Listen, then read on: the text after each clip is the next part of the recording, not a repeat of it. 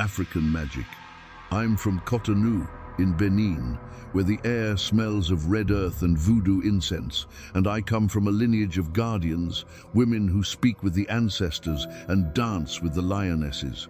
My mother left me when I was 4 or 5 years old, vanished like smoke in the Tantokpa market, taken by a spell or a forbidden love.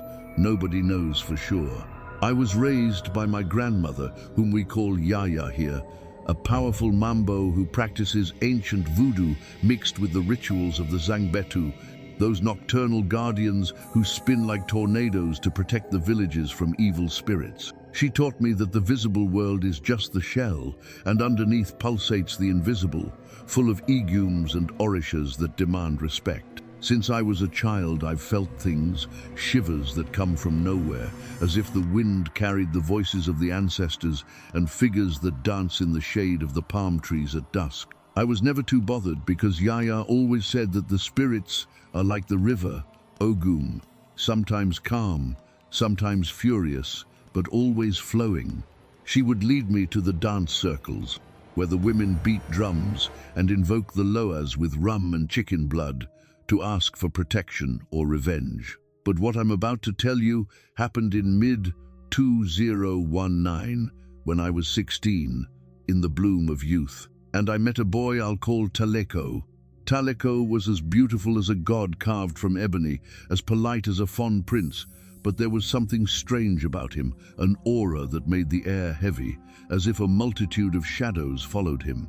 When I was near him, I felt as if invisible eyes were watching me, whispering secrets in ancient Yoruba.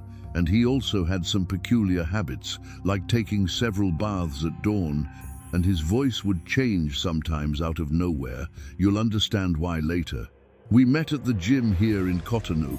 Our eyes met while I was lifting weights.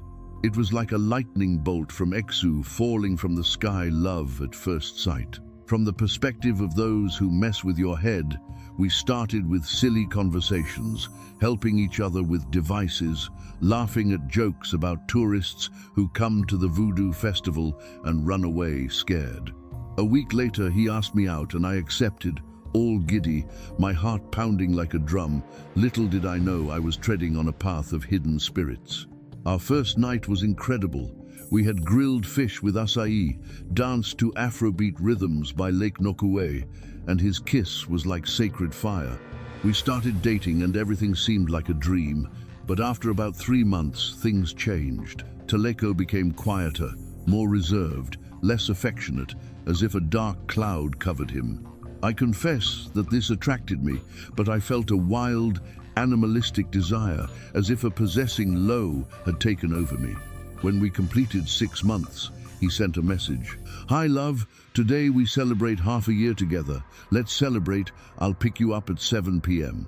I was excited, thinking that coldness was just to create excitement, like in the stories Yaya told about the test of the spirits. He sought me out, and we went to a fancy restaurant in the neighboring town of Ouida, where the temples of sacred pythons still hold ancient secrets. There he gave me a silver ring with a red stone that shone like coagulated blood and proposed to me.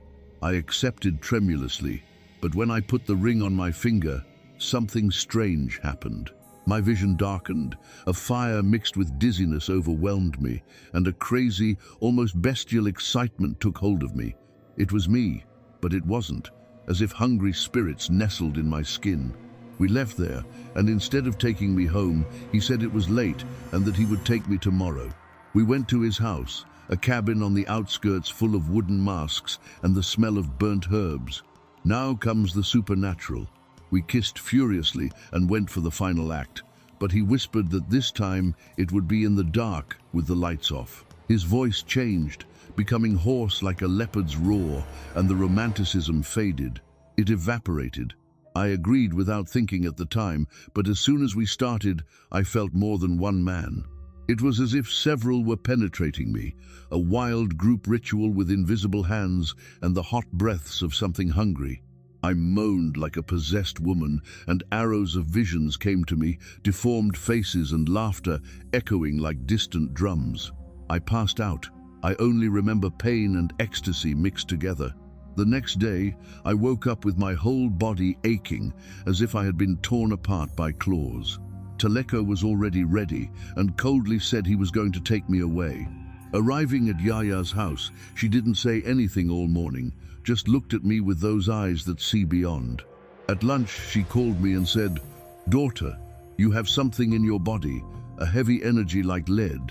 I asked what she meant, and she continued, "Those guys you were with yesterday passed this on to you.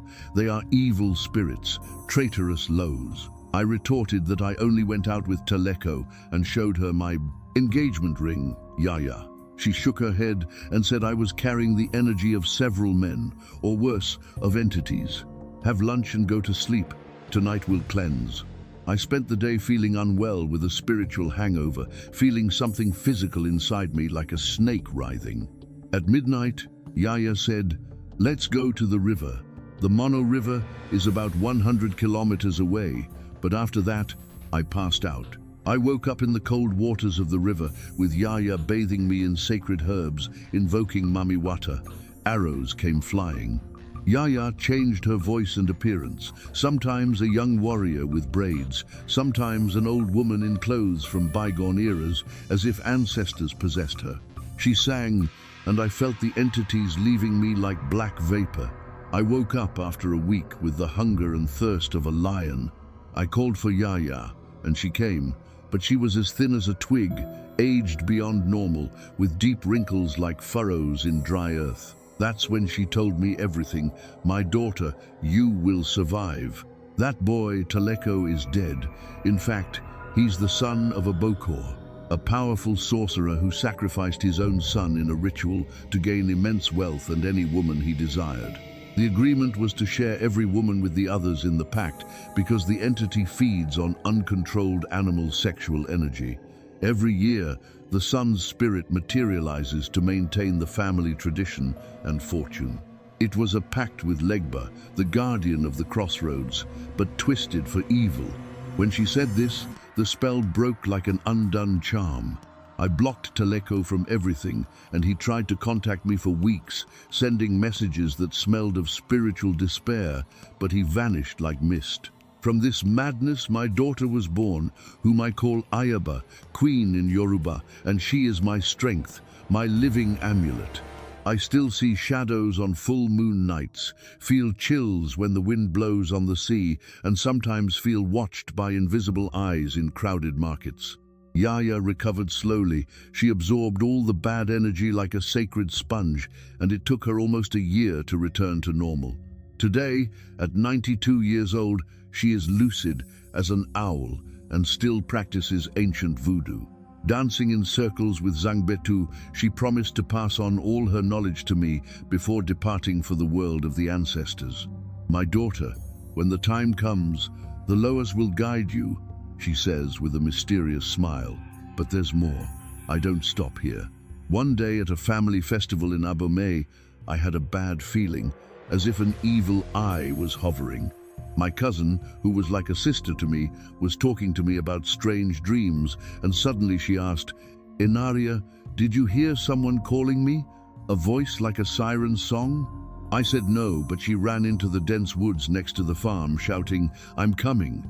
Searches were conducted, police and dogs, but they only found scraps of her clothing on thorny branches, as if something had dragged her to the afterlife. It was in the Cotonou newspapers, and to this day she remains an enigma to many.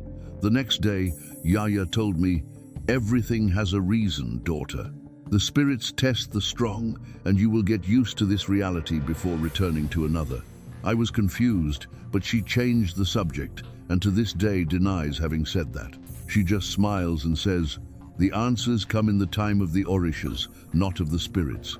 Today, at 23, I write mini-books about these true stories from West Africa, from friends, neighbors, and my own. The House Above the Dead. When my daughter was little, something happened that I still can't explain. Every time I went to make her porridge, I would hear a child crying. It was always at that moment. It wasn't my imagination or my impression. It was a clear cry, as if there were another child nearby. That started to bother me, so I talked to my grandparents about it. Their house is very large and old, and that's when my grandfather told me something that gave me chills. According to him, there was a child buried on that land, a child who had died a pagan. My grandfather said that in the past there was a custom of baptizing pagan spirits, so he went to the place and performed a symbolic baptism for that child. After that, I never heard a cry again. Later, I learned through an entity that that land was actually an ancient indigenous cemetery. This made even more sense to me. A curious detail is that to this day, my daughter is not baptized. I decided that she herself will choose the religion when she has the discernment for it. My father and sister have always experienced similar situations. My father was a caretaker in a condominium in a very large house, and the older residents used to say that the former owner of the property was buried on the land itself. Until then, it was just a story, until one night my father woke up and decided to check the security cameras. The boss's house was completely open, with all the lights on inside the house, in the garden and in the pool area. Thinking that the boss might have arrived unannounced or that it was a thief, we went there to check. My father searched everywhere, but there was no one there. The doors were open, the lights were on, but there was no sign of intrusion, nothing out of place. And this started to repeat itself in other ways.